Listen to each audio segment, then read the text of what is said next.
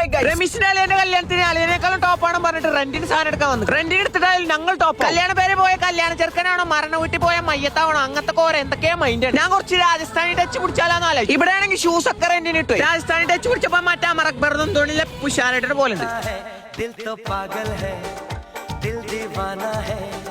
ഈ കൊലത്തിലാണ് പോയ കാറ്ററിംഗിന് വന്നാന്ന് ആരും വിചാരിക്കും. കോട്ടിട്ടപ്പോ ആള് തമ്മായി ഇപ്പൊ കറക്റ്റ് പൊട്ടനായിൽ മുട്ടാനിട്ടിയ പോലെ. ഞാൻ പിന്നെ എന്നിട്ടാലും ടോപ്പായിട്ട് ഇനി കുറച്ച് സ്റ്റാൻഡേർഡ് പിടിക്കാന്ന് വിചാരിച്ചു. സെൽഫി എടുത്ത് സ്റ്റോറി ഒക്കെ ഉണ്ട്. ഗെറ്റിംഗ് റെഡി ഫോർ അല്ലേന്റെ കല്യാണം. ഈ വാവർ മണ്ടനാണെങ്കിൽ ആൾ സ്റ്റാൻഡേർഡ്. വയറുള്ളിക്ക് തള്ളി പിടിച്ചിട്ട് ശ്വാസം മുട്ടിട്ട് ഇതേട്ട് ഓൻ ആസ്പത്രി കൊണ്ടാവും. പെന്തൽമണ്ണല്ലേ ഗ്രൂംസിക്കാണ് നമ്മൾ വന്നിട്ട്. അത് കഴിഞ്ഞ് കണ്ട് അവിടെ ഇറങ്ങിയപ്പോ അവിടെ തന്നെ ബ്രൈഡലിന്റെ റെന്റിന്റെ ഷോപ്പ് ഉണ്ട്. ഓന്റെ പെണ്ണുങ്ങൾക്ക് റെന്റിന് തന്നെ എടുക്കാന്നാണ് വിചാരിച്ചു. പെന്തൽമണ്ണല്ലേ സെറോച്ചിക്കാണ് നമ്മൾ വന്നിട്ട്. ഓന്റെ പെണ്ണുങ്ങളെ കാണാൻ ഏകദേശം ഇപ്പോൾ പോലെ ഉണ്ട് പറഞ്ഞിട്ട് ഇവിടെ തന്നെ മോഡലാക്കി എടുത്തു. ഇനി ഇതോന്റെ പെണ്ണുങ്ങളാറിട്ട് പേരെ കൊണ്ടായിരുന്നത്. കേരളാസ് നമ്പർ 1 ലാർജസ്റ്റ് ബ്രൈഡൽ ഷോറൂമാണ് നമ്മളെ സെറോച്ചി. ഇവർക്ക് കൊച്ചിയിലുണ്ട്, പെരുന്തമണ്ണയുണ്ട്, കോട്ടക്കലുണ്ട്, എടപ്പാളുണ്ട്. ഈ പെണ്ണല്ല ഷോറൂം. നല്ല നല്ല ദമ്മ് സാധനങ്ങൾ ഉണ്ടാവും. ഇതൊക്കെ ഓന്റെ പെണ്ണുങ്ങൾ സെറീനാണ് ഇട്ട് പോയാൽ കല്യാണ പെണ്ണ ഏതാ സെറിയതാന്ന് ആൾക്കാരോട് ചോദിക്കും. ഇവിടെ കല്യാണ പെണ്ണിന് മറ്റേ വെടിക്കെട്ട് സാധനങ്ങൾ ഇട്ടിട്ട് ഇവൾക്ക് ഒറ്റ കണ്ണിന്റെ പിരികൊക്കെ പൊക്കാൻ വെക്കും. ഈ ഡ്രസ്സൊക്കെ കണ്ടാൽ തന്നെ ഇട്ട് കൊടുക്കാൻ തോന്നും. ഒന്നും പറയാല്ല ലാക്കിട്ട് കളി. ഇവിടുത്തെ കണ്ടമാന കായ് കൊടുത്തിട്ട് സാധനങ്ങൾ വാങ്ങി. ഇവിടുത്തെ ചെറിയ പൈസക്ക് റെന്റിന് കിട്ടൂല. 1500 മുതൽ 20,000 വരെ സാധനങ്ങളുണ്ട്. ഒക്കെ പ്രീമിയം സാധനങ്ങൾ. ഇവിടുത്തെ സ്റ്റാഫ്സ് ഒക്കെ ക്വാളിഫൈഡ് ഫാഷൻ ഡിസൈനേഴ്സ്. 4 മുതൽ 5 ദിവസം വരെ റെന്റൽ ഡ്യൂറേഷൻ. ഡ്രസ് മാത്രമല്ല കേട്ടോ, വളമാല കമ്മല എല്ലാ സാമഗ്രികളും ഉണ്ട്. ഇതിന്റെ ഇടയിൽ ഇപ്പം കുട്ടികളെ കുളിച്ചിട്ട് കാര്യം കൊടുക്കാൻ മറന്നിട്ട് ഇതൊക്കെ കൂടി കണ്ടിട്ട് ഇക്ക് റൊമാന്റിക് ആയിട്ട് ഞാനൊരു പാട്ടാണ് പാടി.